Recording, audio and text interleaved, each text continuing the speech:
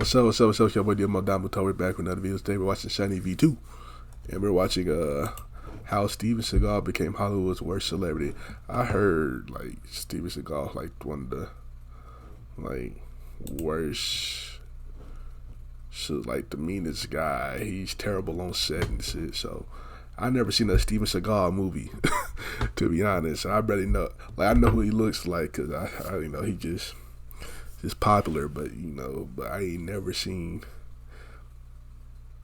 a Steven Seagal movie to think about how popular he was and how but anyway, let's get it. He killed a family's 1-year-old puppy dog and stole money from a kid in a wheelchair. Steven Seagal has such a comically terrible history, he now simply refuses to face it. I wonder how you deal with all that.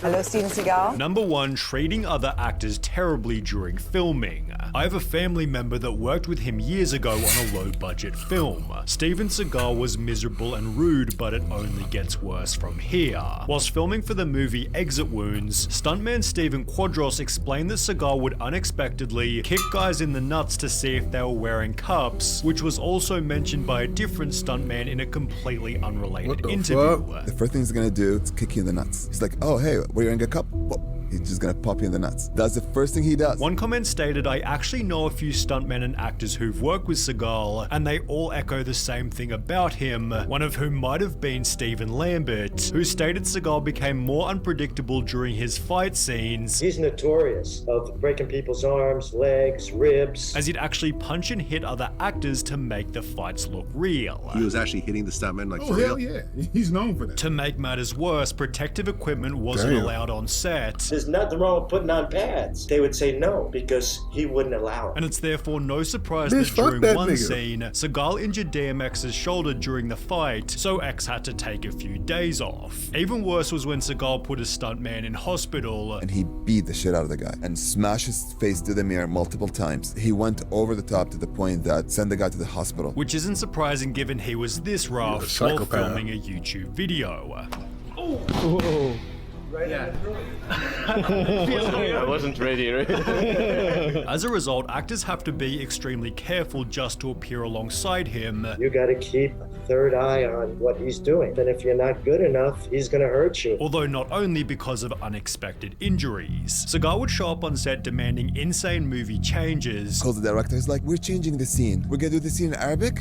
He's gonna teach me. And he's like, put this camera here, put this camera here. And I was like, everybody's like, what? While Stephen Tobolowsky told a funny story where Seagal randomly stopped acting on set due to an unexpected crisis. Steven Seagal has had a spiritual awakening. He decided that he doesn't want to kill people anymore in movies. And Steven says, I think it's just bad that we keep putting this violence into the world. This resulted in a $14 million lawsuit claiming that Seagal not only regularly showed up late and left early, but also made regular unauthorized changes to the script and dialogue, which could result in the loss of get away with this so long? Because parts of the film's plot making that that much promised now cannot be delivered to the film buyers. Seagal was sued for another $60 million after repeating his actions on 4 other sets, justifying his lack of effort with the worst excuse you'll ever hear. Seagal backed out because his Buddhist guru known as Mukara said the films would create bad karma, perhaps because Seagal's also been exposed for exaggerating his skills as a fighter. Steven Seagal is in fact a black belt martial artist, however his martial art of choice Aikido has been heavily criticized for being one of those mostly impractical martial arts that has extremely limited application in real life scenarios. He is a legitimate Aikido black belt, but the martial art is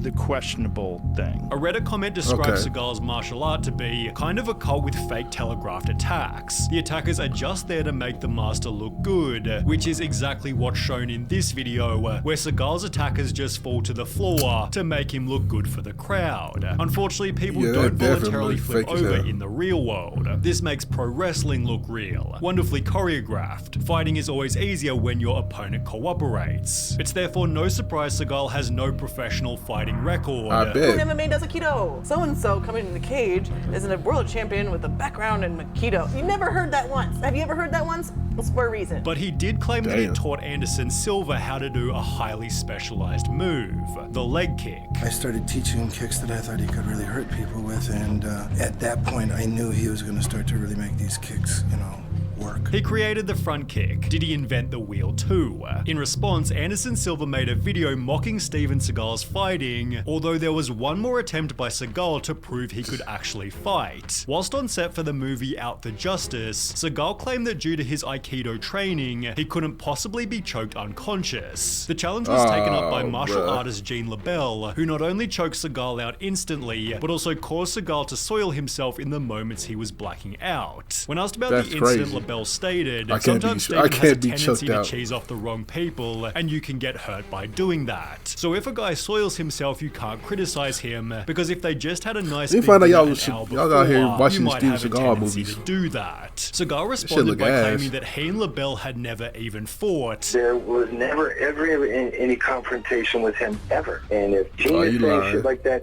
he should be ashamed of himself. And so if he said that, he is a pathological scumbag liar. Although nobody believes Seagal's side of the story, as he has his own list of well-documented lies. For example, Seagal made the insane claim that he was honored as the first private citizen to destroy a nuclear device, whilst also claiming he was recruited by the CIA to help carry out undercover missions. He'd explained, "You could say that I became an advisor to several CIA agents in the field, and through my friends in the CIA met many powerful people and did special works and special favors, although an investigation by a magazine found these claims were completely bogus." It also dispelled the myth that Seagal once fought the Yakuza in his dojo, as the magazine interviewed Seagal's ex-wife who stated it's a lie. He once chased a few drunks away from the dojo, but never was involved with the Yakuza. Similarly, Seagal made the claim that he was a tough kid who was feared by others, yet this was dispelled by his own mother who stated her son was frail and suffered from asthma. He was a puny kid back then, although Seagal had a plan to clarify exactly what was fact and fiction. He'd post a Reddit Ask Me Anything, likely expecting normal questions. However, the responses would only deepen the past. That's crazy. Your own mama, nigga. Him. What kind of pants were you wearing when Gene LaBelle choked? Hold on, I'm sorry. Let's go back. Look.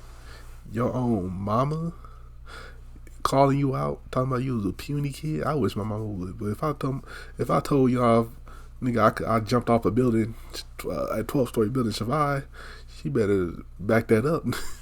Not just playing.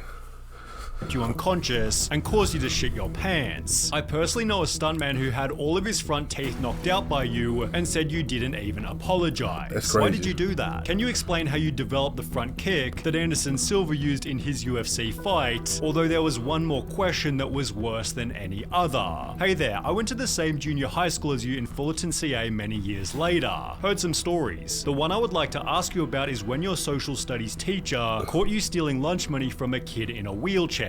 True, I didn't make this up. Seagal understandably avoided the damning questions. However, by answering some of the easy ones, he'd introduce another flaw: his massive ego. What is your current biggest drive that motivates you? I am a champion and I want to remain a champion. Seagal's overinflated self-image was best shown in this interview, where he'd implied that Van Damme wasn't a good martial artist. I think that that's a matter of opinion, that he was a champion anywhere.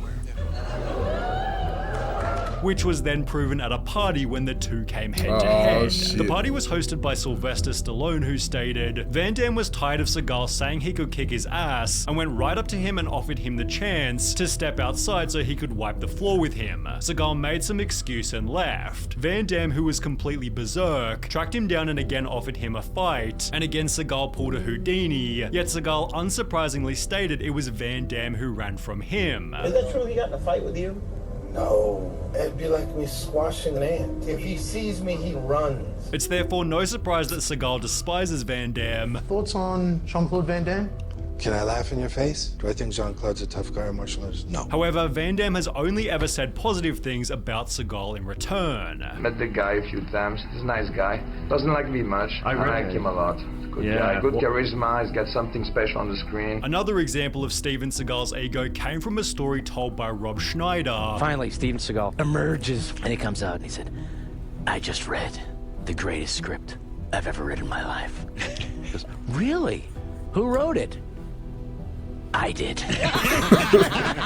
Which only becomes funnier once you realize that said best script ever was for his terrible performance on Saturday Night Live. Listen to me carefully. I don't want you to talk about anything to me anymore. I don't want you to say my name anymore. With atrocious lines such as that one, it's no surprise a long-term SNL employee called Seagal worst host by lapped every bad host. However, Seagal's hosting of another show somehow ended even worse. In 2009, Seagal told the LA Times he'd apparently been a policeman for more than 20 years, proving this by showing a black and white photo of him raising his right hand in what looks like a swearing-in ceremony, creating the impression it was taken when he first joined the department. At closer inspection, however, it appears the photo was taken 20 years and at least 20 pounds after the fact, casting doubt on whether Seagal had ever been part of the force. Regardless, this led Seagal to create a show called Lawman, where he and his crew went around apprehending criminals, often done with excessive force to make for enjoyable viewing. Well, in one episode, Seagal attempts to break up an illegal cockfighting operation by raiding a house with a tank with the goal of freeing the animals. Animal cruelty is one of my pet peeves. However, after doing so, the property's owner Jesus Sanchez Uvera quickly filed a $100,000 lawsuit which claims that more than 100 prize chickens being bred for show were killed by Seagal and his colleagues. An 11-month-old puppy was also shot and killed during the early morning raid. Seagal responded by stating, "I've been called a lot of things in my career, some of them not so kind. But to be labeled an animal abuser is beyond the pale and that is simply a role I will not accept." While another policeman stated if my deputies, or Posseman Seagal for that matter, had done something so awful like shooting a family dog, then where are the photos to prove it? It seemed for the first time ever Seagal wasn't actually lying. However, there was one more lawsuit that would end That's the a show crazy ass completely. accusation. In mid-2010, Steven Seagal was sued for sex trafficking, which became one of so many different allegations, it's genuinely difficult to count them all. On the set of 1991 Out for Justice, 4 different women quit during filming due to Seagal's continued piggery,